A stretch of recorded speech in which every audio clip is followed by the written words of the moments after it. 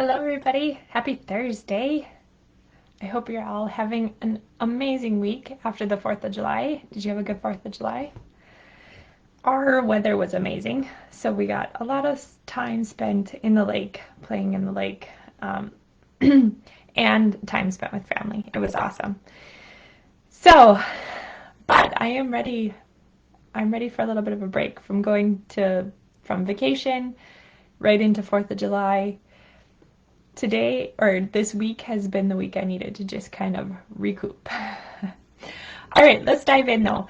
So last week, I started this kind of series that I'm doing about how to get unstuck, and I told you that there's really 3 key steps to helping yourself get unstuck. And the first was how to let yourself fail. Okay, and let me back up here 1 second and let me talk about just what I mean by being unstuck. It means that often we become stuck when we feel like our goal is impossible, that it's just never going to happen. And this often happens with women I meet because they think that I'll never be able to lose weight. I've tried it so many times, it hasn't worked. This is not for me. I'm just going to have to just be at this weight. This is just how it's going to be. And I always remind everybody all the time of Philippians 4:13. And I can do all things through Christ who strengthens me. If God gave you the desire, if God gave you the desire to lose weight, to take care of that temple, to feel good inside and out, guess what? He's going to give you the way. Okay? And so I want to help you start realizing that and not be stuck in these thoughts of I can't do this is impossible. Okay? So like I said last week, I talked about allowing yourself to fail and then get back up again and keep going. And I also talked about how I don't tell myself I fail anymore. To me, the only time you fail is when you quit, when you stop. So you can go back and look at last week's post. I dove into this a little bit more. Go back, look at last week's video. I talked about it at that time too. Go check those out. But today I really want to move on to step 2. Okay? Let's talk about the next step to get unstuck. And that is letting go of having the perfect, complete plan of how it's all going to work out. Knowing every detail of how you're going to lose weight and keep it off. You guys, it's none of your business. Seriously. You probably didn't want to hear that, but it's really none of your business. You are poking your nose in God's business where it doesn't belong. Whenever we want to know how it's all going to pan out, that's poking into God's business. And here's why. God has it figured out, you guys. When you start making your own perfect plan and packaging it as this is how I'm going to lose weight and this is what's going to happen. I'm going to run 20 miles and then I'll lose 20 pounds that way and then I'll add on another, or I'll cut out sugar completely and then I'll lose another 10 pounds that way. Okay. It doesn't work that way. You lose sight of the most important part of this journey when you start making those kinds of plans. And that most important part is faith. God loves it when we use faith. He loves it because it strengthens our relationship with Him, which is the whole reason He created us in the first place. But when we make these perfect plans and we plead with Him to give us all the answers before we need them, we lose faith. We lose that relationship with Him. So what does that mean for your weight loss? Everything. Stop having to know every detail. You don't have to know what to do when you hit a plateau or how you're going to exactly hit the 20-pound weight loss mark. You don't have to have anxiety about the holidays coming up in 3 months or how you're going to say no to all the treats at your next get-together. You don't need to know that next step. Or you don't need to know that, all of that. You just need to know your next step. The next one right in front of you. What are you going to do today? How are you going to make today a little bit better than yesterday? How are you going to make it a little bit easier? What do you want to do for yourself to set yourself up for success? God really gives us only one step at a time. So just focus on that one step. And that one step might just be like, okay, what can I eat that's a little bit better than yesterday at lunch? That might just be your first one step that you need to focus on. And then just follow through on that step. And then take the next step. And then the next step. Just one step at a time. So we recently went on a trip to Yellowstone. We went hiking through the Yellowstone Grand Canyon. And they have this trail called Uncle Tom's Trail where you get really close to the lower falls of the canyon. And it's 328 steps, just basically of a vertical climb.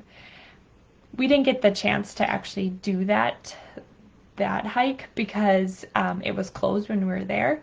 But I was reading the sign and it said in the late 1890s, the National Park Service granted this F.H. Richardson or Uncle Tom a permit to ferry tourists on the Yellowstone River and then descend ropes, you guys, ropes and ladders to the lower falls.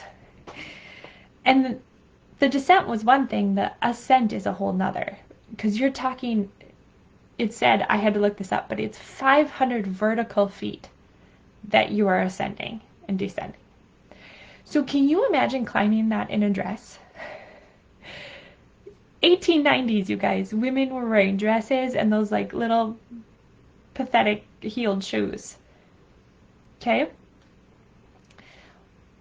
Why did I tell you this? Why did I want to give you this story? Because those ladies that ventured out in those dresses and their not so great shoes at the time, they didn't plan out every rope and every ladder and figure out exactly how they're going to do it. They didn't need to.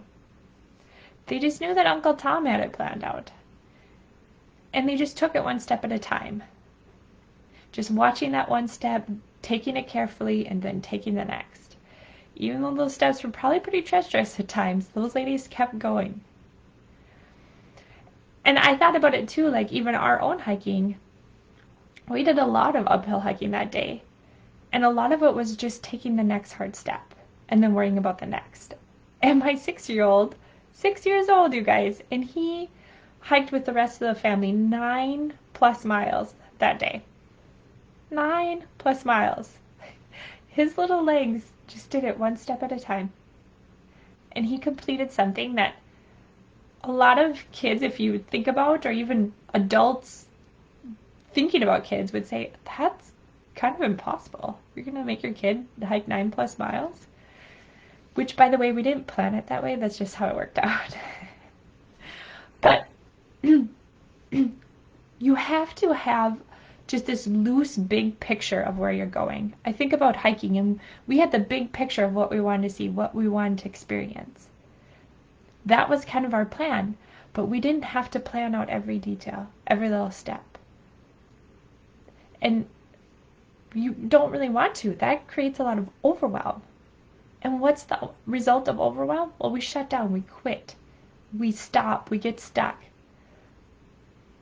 We don't need to know exactly how this whole weight loss journey is going to pan out. And actually, you guys, I tell my clients right away at the beginning, you have to be okay with experimenting for a while.